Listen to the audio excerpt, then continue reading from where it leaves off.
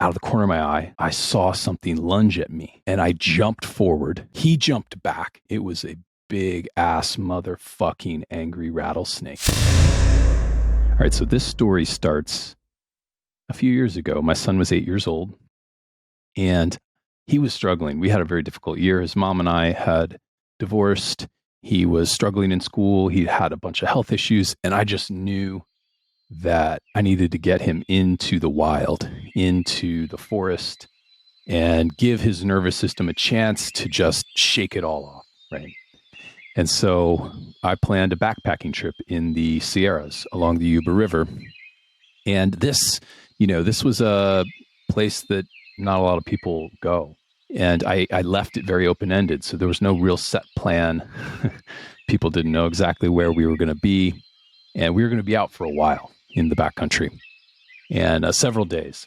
We left along this beautiful hike along the Yuba River with the beautiful coniferous forests and the rushing river. And it was hot. It was sunny. It was exquisitely beautiful.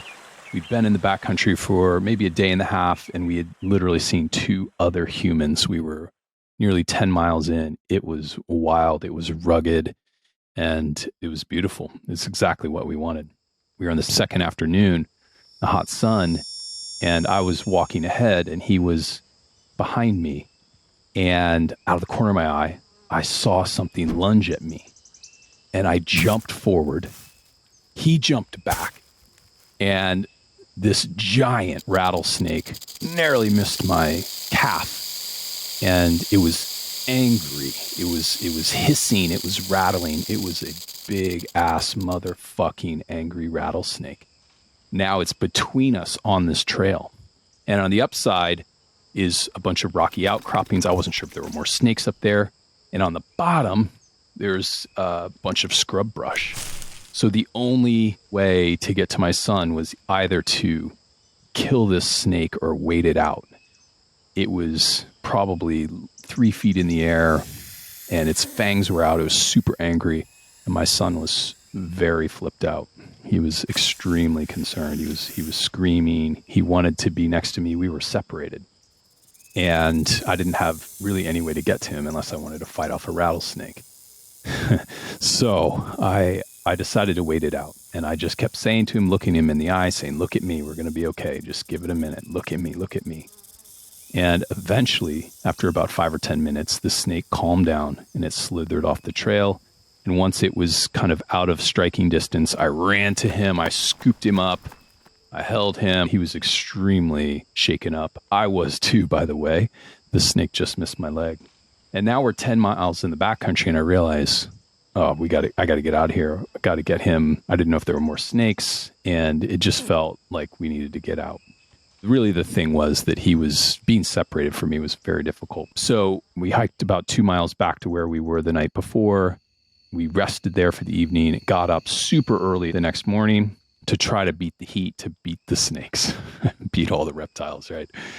And I realized in this moment, as we start walking back out at dawn, that we were in an ordeal. We were in an epic adventure. I've been on many of these. You probably have as well, especially those of you that spend as much time outside as I do, getting caught in crazy snowstorms and rainstorms and all sorts of snakes and bears and other creatures that want to kill you. This happens when we're in the wild. I realized this was his hero's journey. He'd always lived in the comfort of home and never really been in the wild like this, where something could take you down. And so I started talking to him about the hero's journey. The hero's journey is a model that storytellers use, and it came from Joseph Campbell. And part of the idea is like all heroes have to leave the comforts of their home and go out and face something that concerns them, something that face their fears, face some part of themselves, whether it's a snake or our own self-doubt or addiction or whatever it happens to be. We all have these things we need to face, right? And in this case, our hero's journey was something very real. It was snakes, and I didn't know if there were more.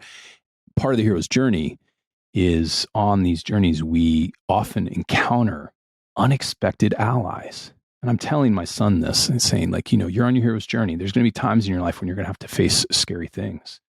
And, sometimes we're not sure if we're going to make it through. and we got to make it back to civilization out of the wild here. Sometimes we may encounter unexpected allies. And just as I say that, this little grass snake slithers across the trail, and we both freaked out. It was very alarming. We were done with the whole anything that was a reptile. He wouldn't even let me say the word snake. He was very traumatized by this thing, but it caused us to stop and pause. And we stopped in our tracks at this grass snake, and I look up, and about 10 feet away behind a rock is another rattlesnake. And it's all coiled up. And this time we're walking along a very steep cliff. The trail is about 3 feet wide.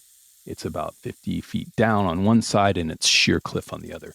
The only way to get home is to either wait out this snake or confront it. He didn't see it. So I said, well, let's take a little snack break, shall we? Let's meditate. Let's calm down. Let's just, gather our thoughts here. Let's take a break. All the while I'm hoping that the snake will move. It doesn't move. I tried throwing rocks at it, try everything. So I finally fashioned we basically used our backpacks, and I said, I don't think there's a snake right here, but it looks a little snaky. It looks like there could be some more snakes here. Let's just be super careful. And if we do see a snake, make sure we don't accidentally fall off this super steep cliff, because that would be really bad.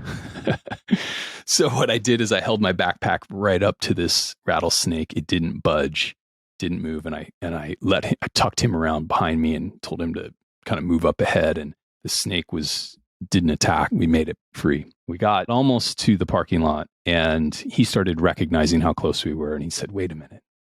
I just want to stop, and I want to enjoy this. I've been so scared this whole trip. I want to just feel like I can enjoy this. And there was a beautiful spot along the river.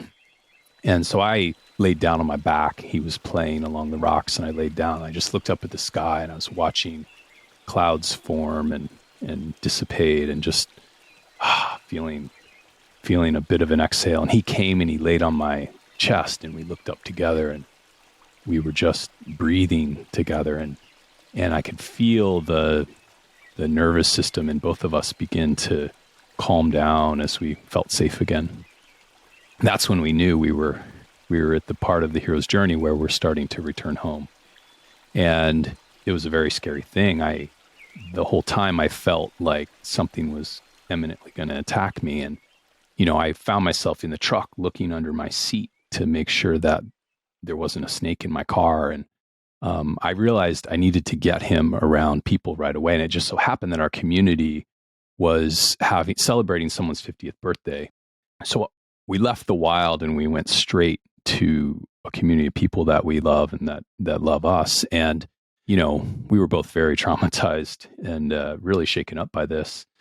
It was scary. It was really, not knowing. I mean, I was 10 miles in the backcountry. Had I been bitten by a rattlesnake, I'm sure I would have found a way out, but I don't know how that would have happened.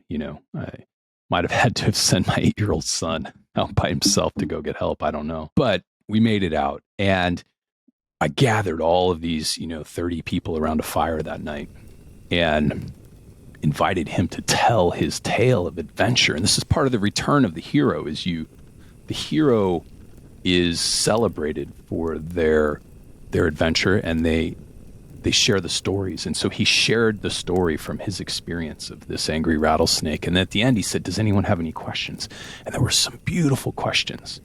One of my favorite questions, which really woke something up in me and changed my feelings about it. His friend asked him, his little friend said, who do you think was more scared, you or the snake? And I realized in that moment that the snake totally could have taken me down, and it chose not to. It chose to scare me, right? And thankfully so.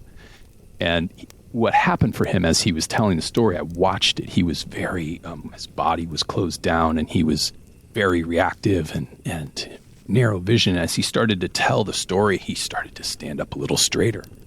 And it shifted from this very scary thing to something that he was proud that he overcame, and that he had a sense of strength through this.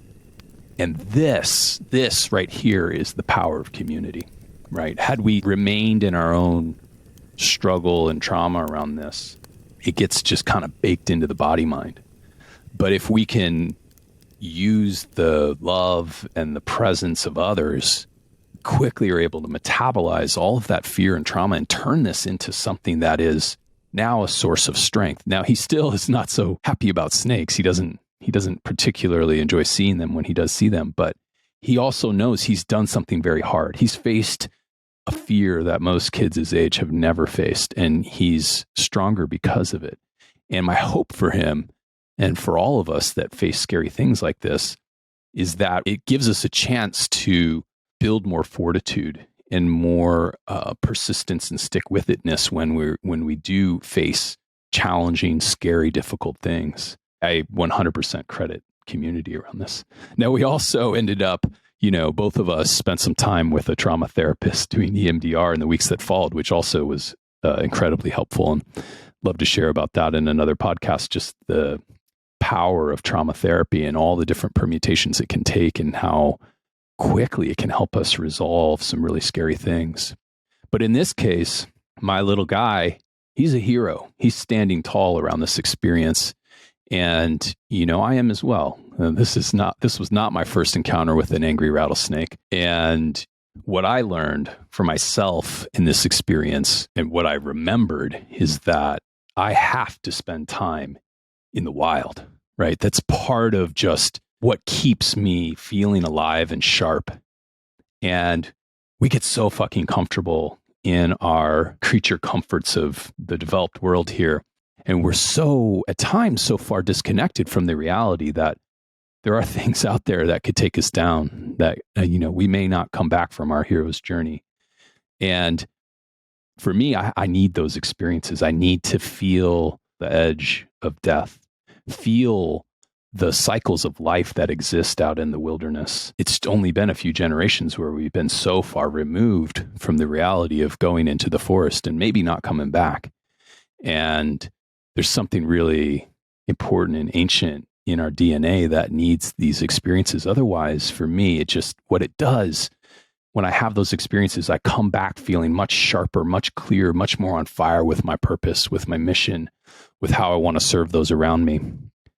And that's the great gift, as long as we're cleaning up the trauma of these types of encounters, we always come back with our hair on fire. Every time I go into the forest, I come back feeling clear and more ready